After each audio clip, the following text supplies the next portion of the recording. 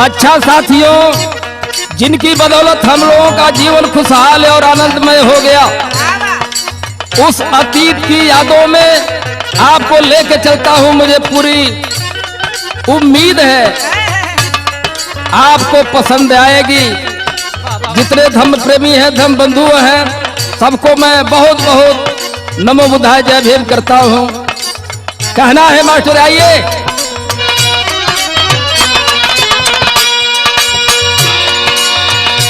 जेके मिलल ना विद्यालय में पानी, वो ज्ञानी जग महान हो गई।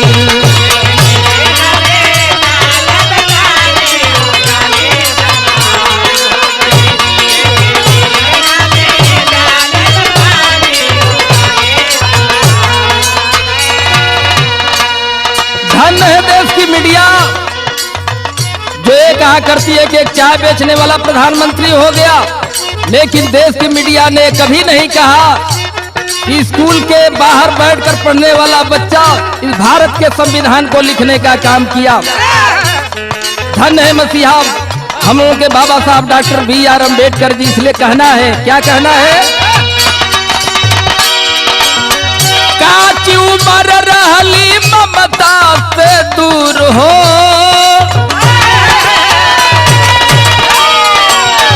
काची उम्र रहली ममता से दूर हो, ढोगी समाज कर हर पल मजबूर हो।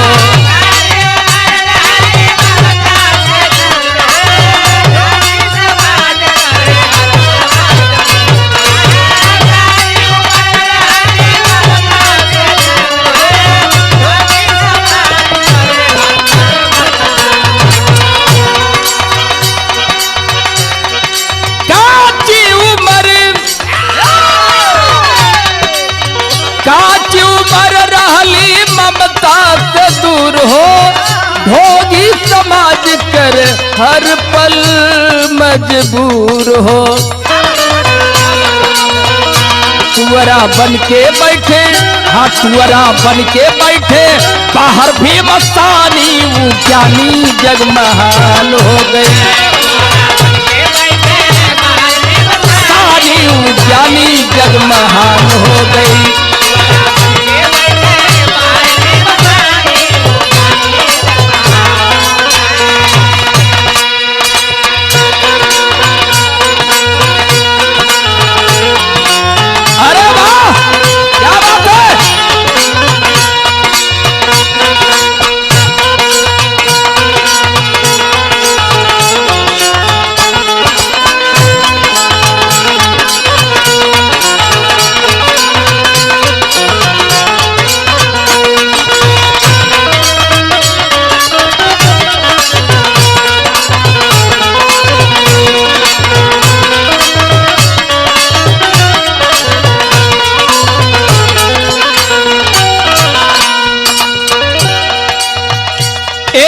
घटना है, सारे बच्चे विद्यालय से चले आए पढ़ करके, बालक भीम नहीं आए। आखिर कहाँ रह गए? बाबा साहब को ढूंढने के लिए, अम्बेडकर को ढूंढने के लिए सीताराम जी राव चल दिए। देखते क्या है? कूली बड़ ढोबत रहले भीम जी समान हो, बाबूजी के देख लग छतिये में बन हो।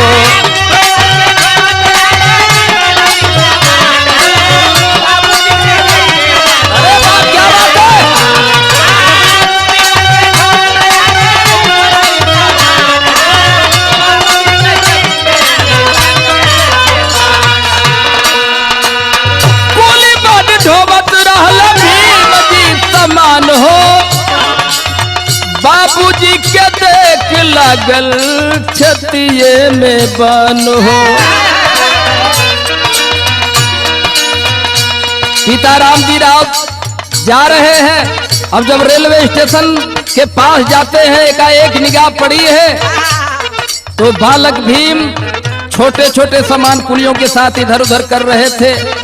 आंख में आंसू आ जाते हैं बाबू, और जा करके अखबार में भर लिए, अम्बेडकर तुम्हें ये नहीं करना है।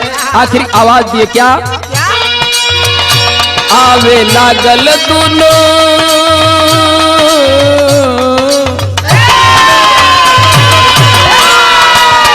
अरे आवे लागल दुनो हाय आवे लागल दुनो अखिया से पानी ज्ञानी जगमहान हो गई अखिया से पानी ज्ञानी जगमहान हो गई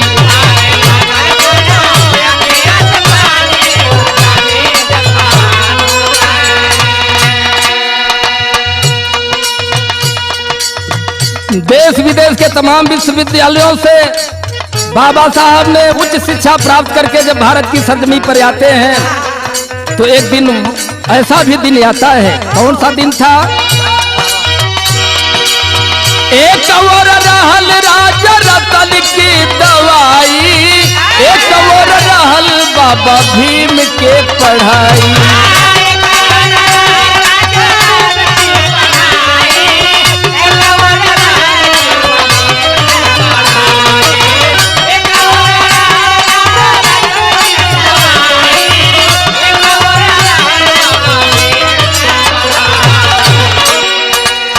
लंदन गोलमेज कॉन्फ्रेंस की तैयारी किए थे। आखिरकार हमारे इस बहुजन समाज के हक और अधिकार के लिए लंदन गोलमेज में जाना था। इधर राजरतन की जब तबीयत खराब होती है तो आखिरकार माता रमाबाई बताती है कि जा करके साहब से बता दीजिए कि उनके बेटे प्रिय बेटे की तबीयत बड़ी खराब है। आखिरकार बाबा साहब भाग कर आते हैं, देख रहे हैं कि राजरतन बुखार से तड़प रहे हैं। आखिरकार बाबा साहब के ही गोद में जिस राजरतन को बाबा साहब बड़ा ही दुलार प्यार करते थे, कंधे पर लेकर जब टहलते थे तो अक्सर कहा करते थे मेरा बेटा पूरी दुनिया में राज करेगा। आज उनका प्रिय लाडला बेटा उनके गोद में ही दम तोड़ देता है। देश के विशाल संविधान लिखने वाले हमको और आपको अधिकार देने वाले के पास एक फूटी कौड़ी नहीं है कि अपने बेटे को कफन दे पाए। प्रमाण मिलता है जब लोग अंतिम दाह संस्कार के लिए लेकर के जाते हैं तो रमाबाई अपना आंचल फाड़ करके और कफन देने का काम करती है। धन्य है मसीहा हम लोगों के परम पूज्य बाबा साहब डॉक्टर B.R. अम्बेडकर जी। इसलिए कहना है उनके विषय में क्या? एक और रहल राजा रतन की दवाई रहल एक और बाबा भीम की पढ़ाई दिहले बाबा साहब हाँ दिहले बाबा साहब सुध के कुर्बानी ज्ञानी जग महान हो गई। दिहले बाबा साहब सुध के कुर्बानी ज्ञानी जग महान हो गई।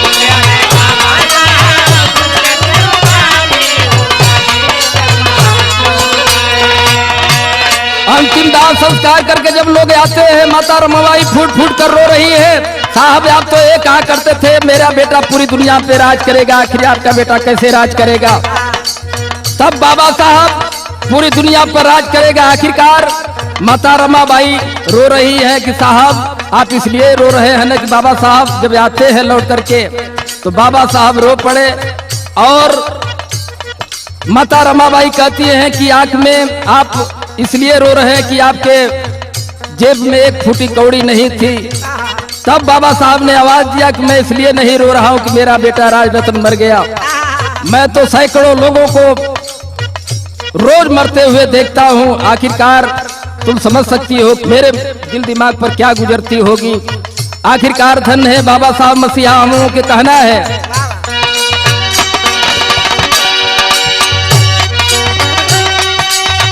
कैले पढ़ाई खा के छोला या चाय हो कैले पढ़ाई खा के छोला या चाय हो भारत देशवा के खोजले उपाय हो।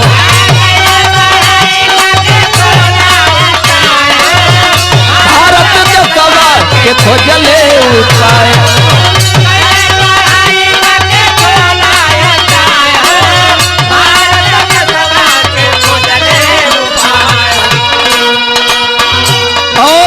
को लिखने का काम परम सदेश सम्मानित आदरणीय जिनकी गीत पूरे देश में कलाकार गा रहे हैं, अतरौलिया की धरती से परम सदैव सम्मानित आदरणीय हमारे तारकेश्वर कवि जी हम लोगों के बीच में हैं।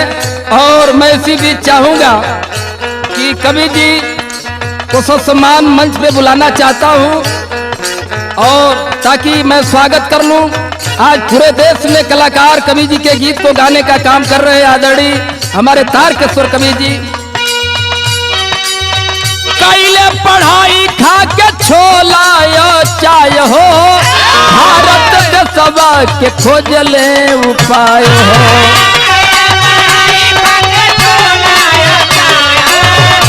भारत देशवा के खोजले उपाय हो।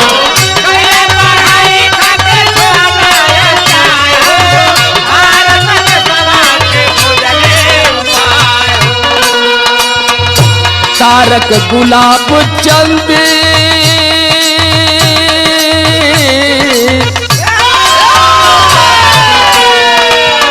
अरे तारक गुलाब चंद, हाँ तारक गुलाब चंद भीम को बखानी ज्ञानी जग महान हो गई। गुलाब चंद भीम को बखानी ज्ञानी जग महान हो गई। ज्ञानी जग महान हो गुलाब चंद